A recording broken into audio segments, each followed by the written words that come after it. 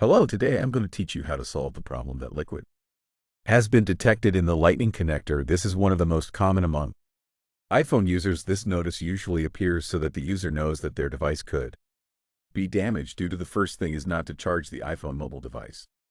But in case it is a real emergency, you could deactivate the liquid detection to do so. That is, this will not charge the device. We could deactivate the liquid detection. Second, try charging the device with a wireless charger. Just make sure that the back of the device is dry, that is, it does not have to be wet. The third, to dry it, gently tap it with your hand with the lighting connector face down to remove the liquid. Leave the iPhone in a dry area where there is air current and wait at least 30 minutes before trying to charge it. If the warning appears again, you will have to repeat the process, but now leaving it for a day to see if it dries.